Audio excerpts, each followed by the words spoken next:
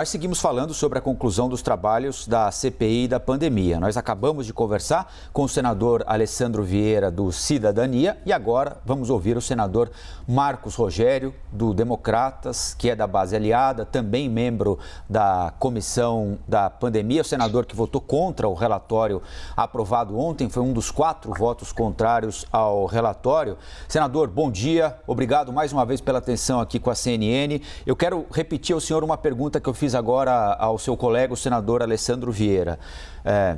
Tentando abstrair questões políticas, o senhor acha que do ponto de vista jurídico o relatório tem sustentação para oferecer às autoridades que vão receber o relatório agora instrumentos para que elas prossigam na investigação sugerida, indicada pela CPI ou não?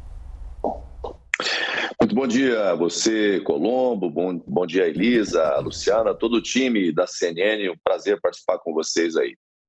Veja, o relatório é absolutamente inconsistente. Quem acusa demais aproveita de menos.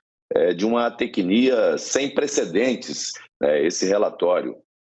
O relator colocou tinta demais na caneta num relatório eminentemente político, assim, dentro de uma concepção pré-eleitoral. Veja, ele chegou ao ponto de acusar o presidente da República de crime de pandemia, de causar pandemia, de causar epidemia, dar causa a. Olha, quem causa, assim, eu não sei como que eles conseguiram chegar a essa conclusão, inventou o vírus, enfim, acusou de crime contra a humanidade. Entre os crimes contra a humanidade, dentro da definição, está o crime de extermínio.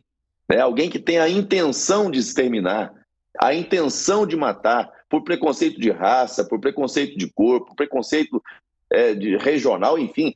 Enfim, é um relatório absolutamente inconsistente. Eu disse ontem na CPI, repito aqui, ele peca, para mim, em 2 sentidos. Primeiro, a CPI nasce com o objetivo de investigar, não investiga. Ela é um estelionato político, porque nega a investigação daquilo que de fato aconteceu no Brasil, no governo federal, nos estados, nos municípios. Portanto, se revela um estelionato. E é também um grande fake news processual, porque acusa sem provas, sem base em evidências. Portanto, é um relatório, Colombo, que, com todo respeito, não para de pé na primeira avaliação minimamente jurídica.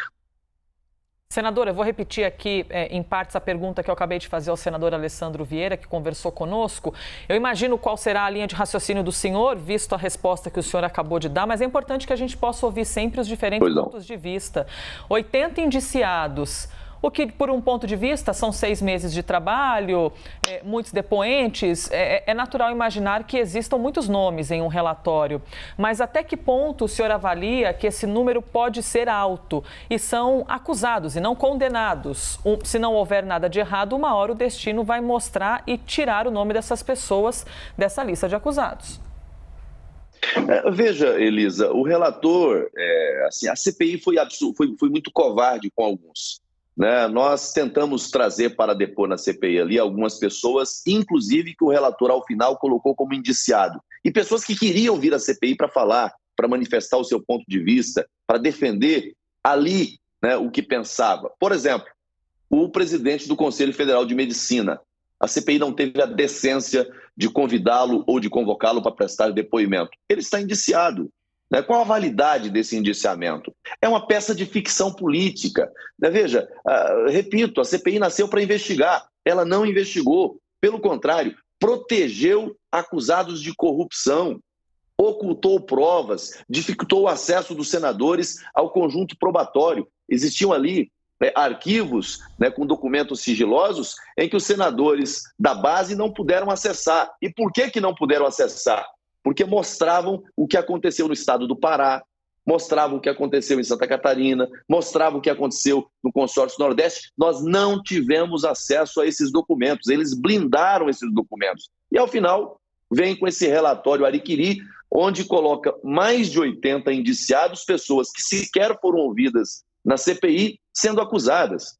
Obviamente que a CPI tem um papel, exerce um papel de controle político da administração, né? O seu relatório é um relatório também político, mas deve obedecer critérios jurídicos, né, para embasar posteriormente, né, eventuais encaminhamentos da Procuradoria-Geral da República. Agora, quando esse relatório é inconsistente, é falho, não tem lastro, né, probatório mínimo, ele acaba se tornando um relatório imprestável.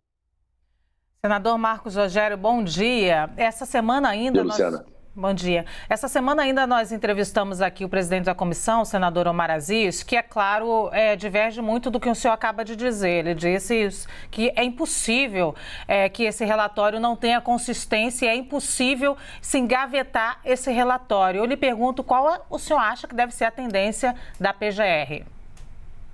Bom, o relatório já nasceu engavetado, Luciana. Quem engavetou o relatório foi o G7.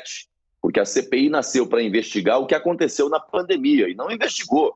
Repito, eles ocultaram provas, dificultaram a investigação e protegeram acusados de corrupção. A delação premiada, confissão de crimes, nesse caso do Consórcio Nordeste.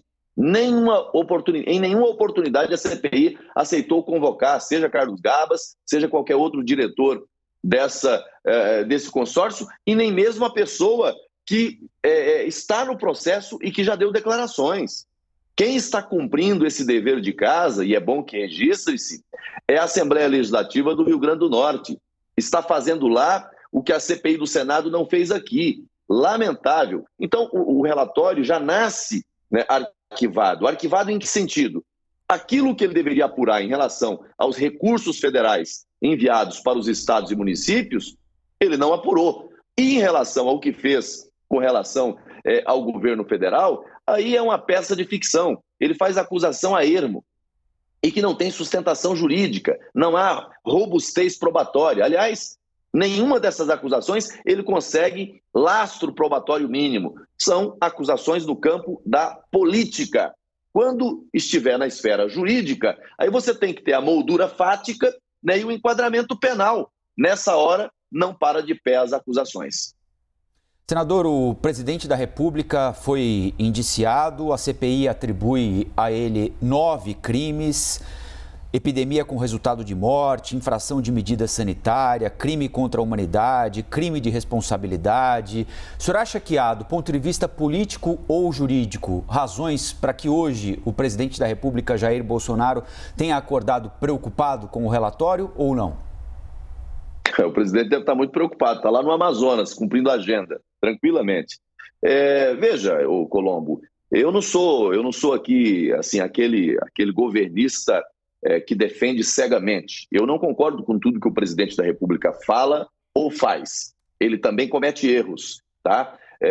Nessa pandemia, o mundo inteiro foi pego de surpresa. Não havia um manual pronto dizendo, olha, faça isso, faça aquilo, né? Adote esse protocolo ou não adote aquele. Não existia isso. Até hoje há muitas incertezas em relação a isso. Obviamente que o presidente errou muito, governadores erraram muito, prefeitos erraram muito, todos erraram, mas todos buscaram acertar, todos buscaram fazer a sua parte para contribuir, né?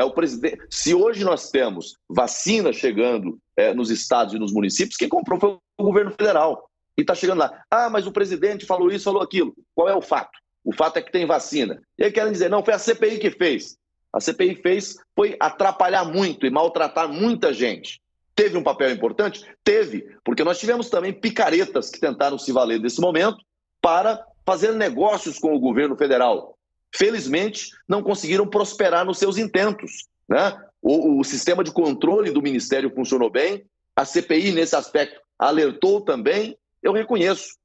Agora, em relação a algumas falas, o presidente, de vez em quando, pisa na casca de banana. Tem falas que, se evitasse ser pronunciada, seria melhor. Mas isso não é uma situação que possa ensejar crimes da gravidade que foram apontados no relatório do senador Renan Calheiros. Veja, o primeiro crime, quem comete aí é o relator. O presidente da República não é investigado.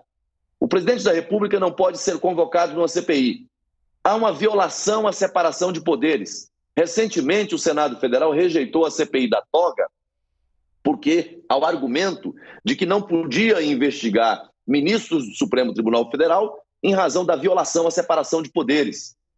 Os membros do G7 disseram: não vamos convocar os governadores porque o STF diz que não pode, isso viola a separação de poderes, então também não podemos investigar os estados, porque viola a separação, o Pacto Federativo. Bom, o STF só falou em relação à convocação de governadores, não falou em relação a investigar, mas eles pegaram como decisão absoluta.